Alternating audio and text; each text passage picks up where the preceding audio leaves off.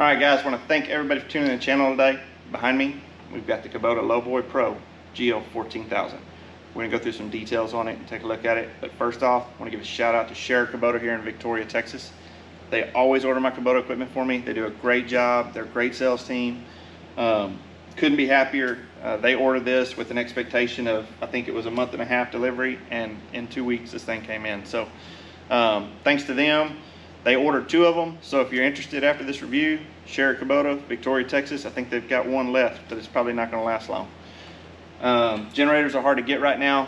You know, Kubota, the Lowboy series, makes a 7,000, they make an 11,000, and they make a 14,000. You know, I want the 14,000. I want something that's more going to run my whole home. I have gas instant hot water heaters and stuff, so I don't have a big draw on that. And I've got a 22 SEER air conditioner, so as far as that goes, this 14 is plenty to run my house almost completely. And I do have a 22 kW Generac, which is propane, and I do have some gas generators. But as you know, diesel generators can sit. When you need them, you go fire them up and they run. They don't have the bad gas problem. They don't have the issues. So just really nice to have all 3, that you can have diesel, gas, and propane backup. Like I said, we're going to get into a little bit of details. I'm going to open the engine bay up, show you all some of this generator and some of the specs on it.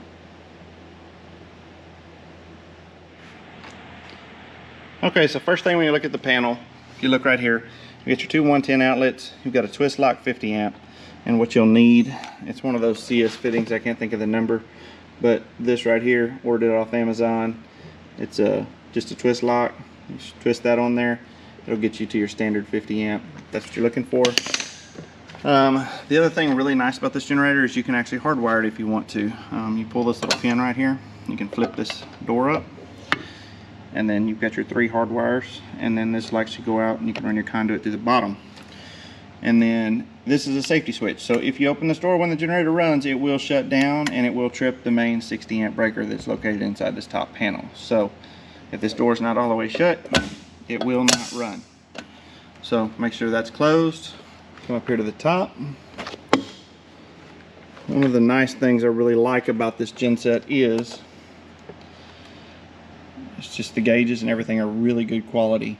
You've got your RPM here, you've got your fuel gauge here, your weight to start, glow plugs, battery, oil.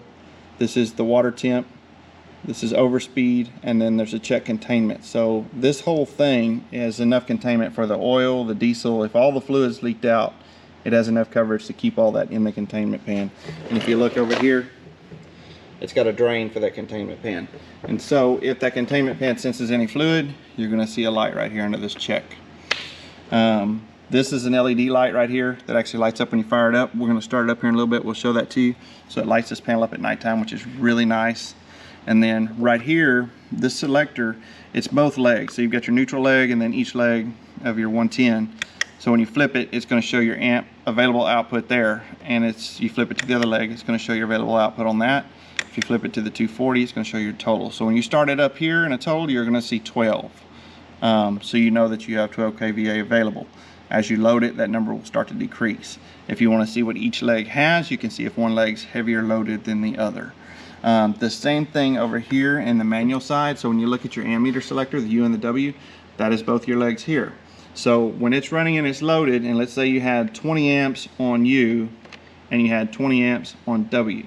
So you have to add those together. You would be pulling a total of 40 amps. It's showing you each leg, what each leg is pulling. So that's what that does. This is your voltage regulator. If you want to, you know, peak it, tweak it a little bit, you know, to 230, 240, wherever you want it exactly, you can make those increases here. It has your main 60 amp breaker here, which is really nice. You can cut the power, wire everything up, start it up, kick it on. So very simple controls, very easy to use. Your preheat, you just roll it right there and you can see the preheat light come on, and then you would just start it after that. And then of course on your frequency meter, we are 60 Hertz in America. 60 Hertz ties directly to your RPM. So if the generator is starting to load too much, you're going to see that frequency meter start to come down. You want it to be right at 60 Hertz.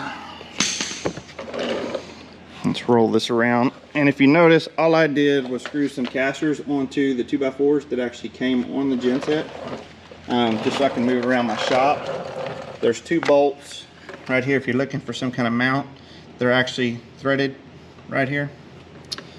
And you can just drill some holes in your trailer or whatever you're going to mount it to, and it's ready to be threaded in. This says no forks here. Of course, looks like this is where you would do it. You can pick it up from the bottom with forks, but not right there. Open the main door, which it has a latch, which is really nice. Your battery, fuel filter, air filter, oil filter, and your coolant overflow. Everything is right here on this side. They've done a really good job of making that convenient. Your fuel tank is up here. So this is all gravity fed. So if you pull the oil drain, you pull the fuel drain, you pull the water drain, you're gonna 100% drain out everything that's in the reservoirs. So it's a very clean setup. They did add some insulation on these vents, and man, with this door shut, this thing is really quiet. So just take a look in there.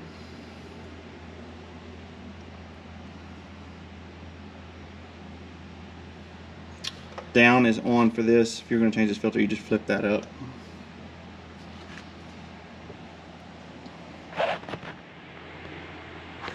Okay, and then when you look at the top of the genset, your heat comes up through here from your radiator. It's got a blower fan on it, pushes it out around the exhaust.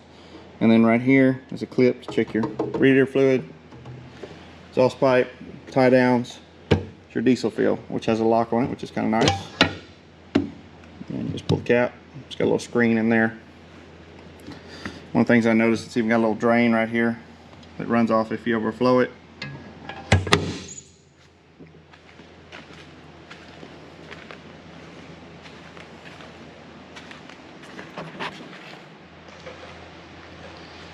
Okay, so one of the biggest concerns I had on this generator was when I was looking at YouTube reviews. Of course, the microphone enhances the noise, so you're just like, man, that sounds really noisy on every video. But every video, somebody is basically standing on top of the generator with the camera. So I went ahead and looked, and I've got a couple of inverter generators, and you know, I was like, okay, 7 meters, 67 decibels. That's about what they rate them at, I guess. And I was like, man, I've got some inverter generators that have the same rating, and those things are super quiet. So I went ahead and pulled the trigger on the order and got it here, and just when I got there, they put diesel in it.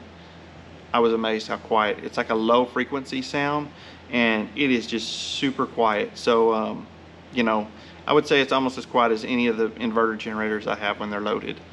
And of course, this one's not an inverter, so it's the same sound, loaded, unloaded. Anyway, it's a really quiet generator. So if that's one of your concerns, I recommend finding somebody that has one, going to listen to one. Don't go off the YouTube videos, and I'm even going to say that about my video, because this thing is way quieter than it sounds on the video. So what I'm going to use to load the generator today is the RV, because it's right here in my shop. So first things first,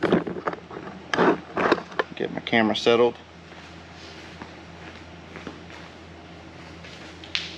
We've got the standard 50 amp. It comes on your RV right here. This is that adapter I was showing y'all. Hook that up real quick.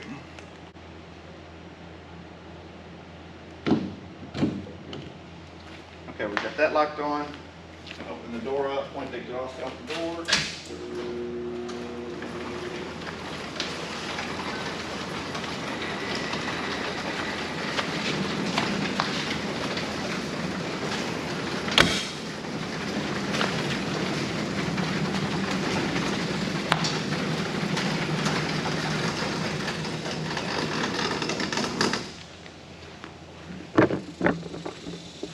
Okay, so now that we've got all that done, what we're going to do is we will hit the preheat, which we really don't need here because it's nice. If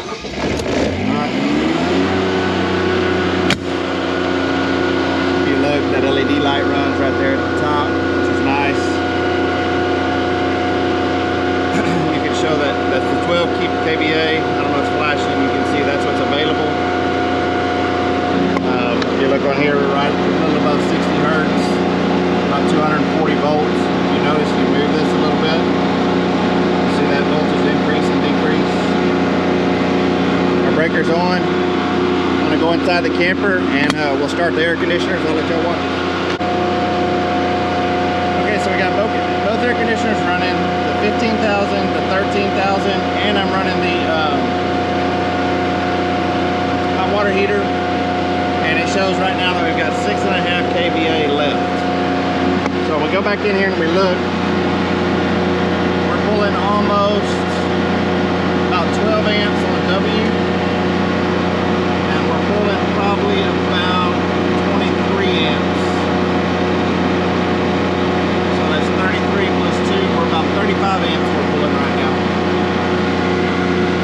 6.6, and if you go to each leg, it'll show you only have 3.3 available on leg U and 4.7 kVA on W. Of course, that's why we have a lower amp load on W than we do on U.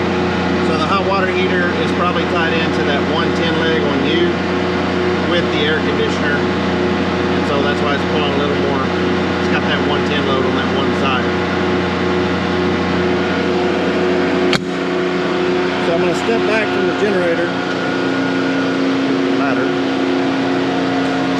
Will not be right on top of it.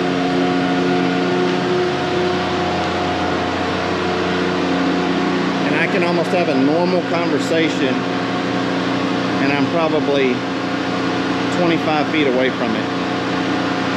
So you can kind of tell how you get, I mean, you've got this thing, if you're 30, 40 feet away from that generator, it's very quiet. Alright, so that's going to conclude my video today. Please hit that like and subscribe down in the bottom right hand corner. If you have any questions about this unit, or if you got any issues that you've had, just post them below. Appreciate the comments. Again, thanks again. Please hit that like and subscribe. We'll catch you on the next video.